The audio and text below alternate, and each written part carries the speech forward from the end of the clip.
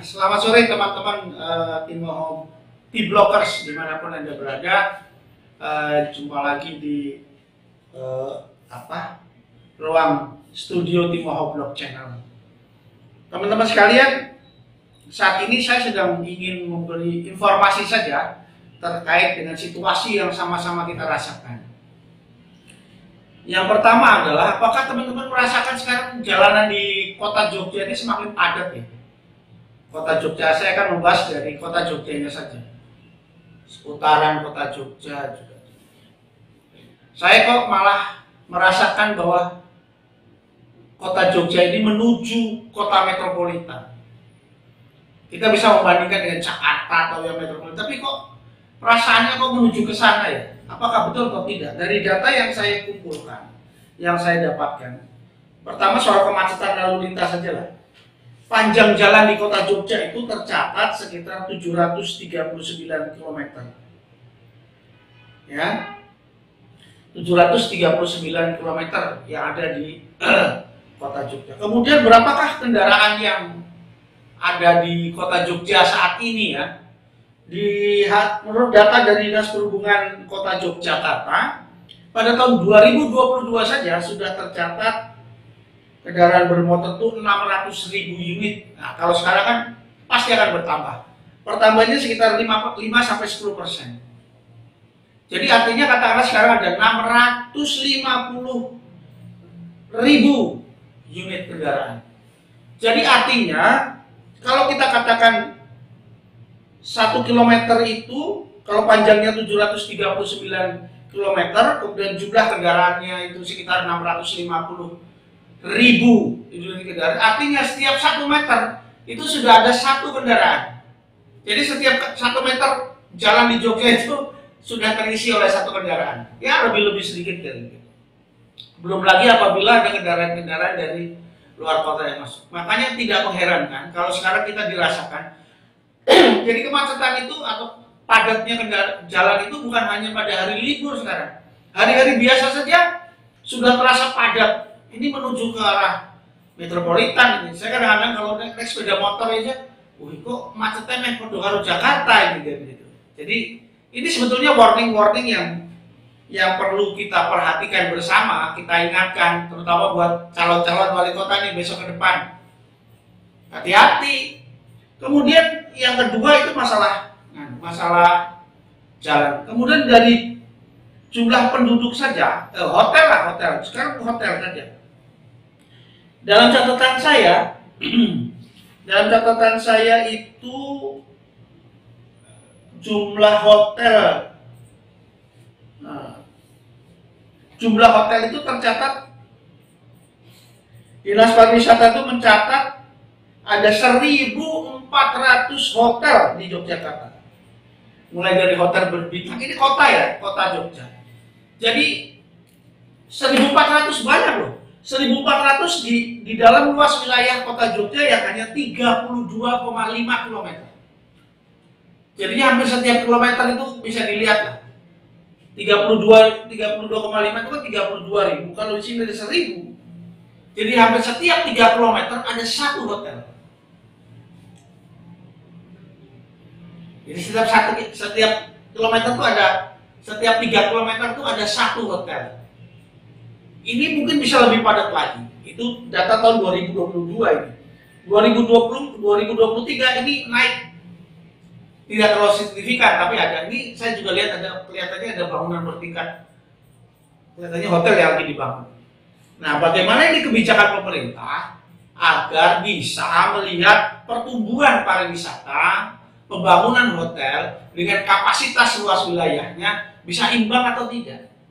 Imbang atau tidak artinya ada aspek-aspek yang perlu dihitung lagi terkait tidak hanya pembangunan hotel-hotel yang semakin masif itu.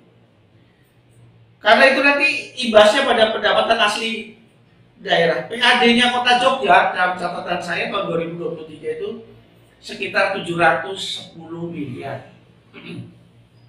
Pendapatan asli daerah. Apakah ini juga berbanding lurus dengan 1.400 hotel, kemudian reklame yang demikian padat, parkir, tempat wisata, retribusi dan segala macamnya. Kemudian berapa APBD Kota Jogja? Di tahun 2023 2,1 triliun. Jadi antara PAD dan pengeluarannya selisihnya hampir 1 triliun lebih. 1,5 triliun, 1,4 triliun gitu.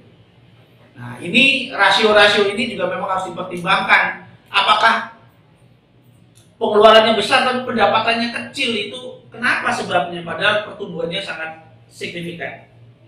Teman-teman sekalian, kalau kita membicarakan masalah Kota Jogja, kemacetan tadi kita sudah bahas, sampah nggak usah kita bahas kan, udah banyak yang mau bahas sampah. Sekarang lagi bekerja keras untuk mencari tempat pembuangan atau tempat pengolahan sampah. Di sana ditolak, di sini ditolak, padahal sampah tidak pernah berhenti, volumenya terus saja. Teman-teman sekalian, berikutnya adalah saya melihat bahwa urbanisasi dan kepadatan penduduk. Dari data yang saya miliki, bahwa dari BPS Kota Jogja pada tahun 2023 tercatat 418.744 jiwa di atas lahan 32,5 km. Dan yang terpenting apa? Bahwa setiap tahun terjadi pelonjakan jumlah penduduk di Yogyakarta yang berdekatan dengan penerimaan siswa baru. Saya tidak paham apakah ini karena banyak yang tiba-tiba ingin menjadi warga Kota Jogja yang terkait dengan zonasi atau apapun.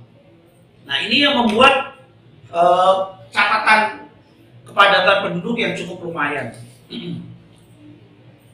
Kemudian teman-teman sekalian, RTH, ruang terbuka hijau, itu juga bagian dari penting dari permasalahan degradasi lingkungan yang ada di suatu daerah tertentu. Karena penduduk semakin lama semakin banyak, hotel-hotel semakin banyak, ruang terbuka hijaunya semakin lama akan semakin menyusut.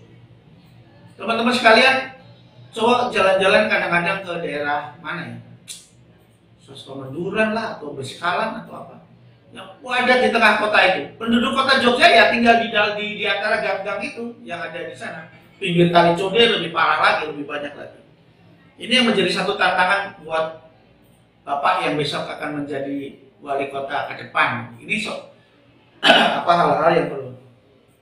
Kemudian Bapak dan Ibu sekalian, teman-teman di Brokers, permasalahan sosial yang kemungkinan muncul adalah perbedaan atau kesenjangan yang semakin melebar antara penduduk asli kota dengan warga pendatang.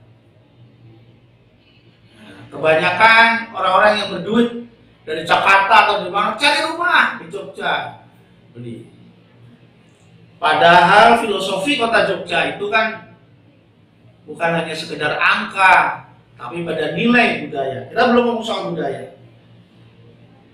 Nah, kemudian wisata budaya juga harus menjadi perhatian karena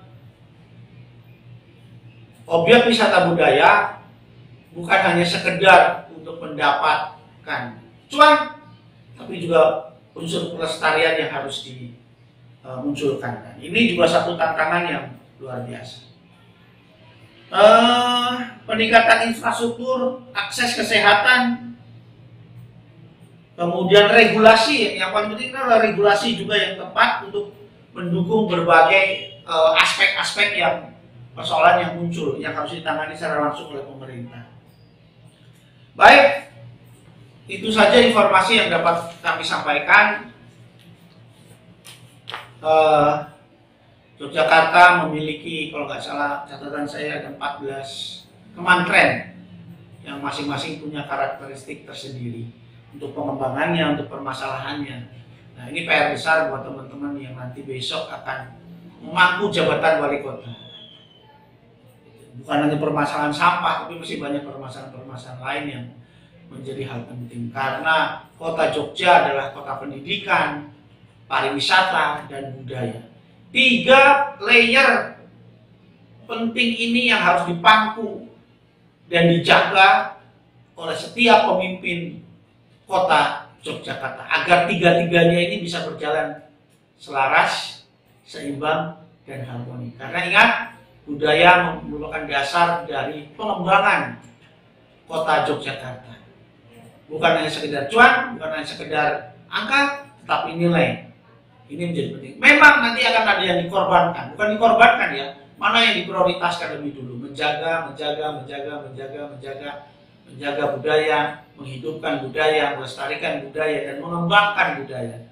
Ekonomi juga begitu. Apakah pembangunan ini sudah mampu untuk didukung oleh daya dukung lingkungan sekitar? Pembangunan hotel atau kawasan apapun, bagaimana dengan regulasinya dan segala macam.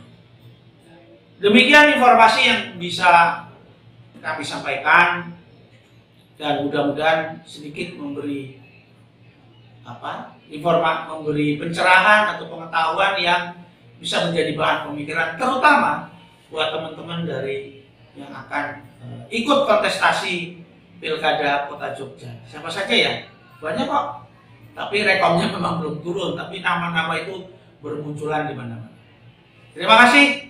Salam Tim Blockers.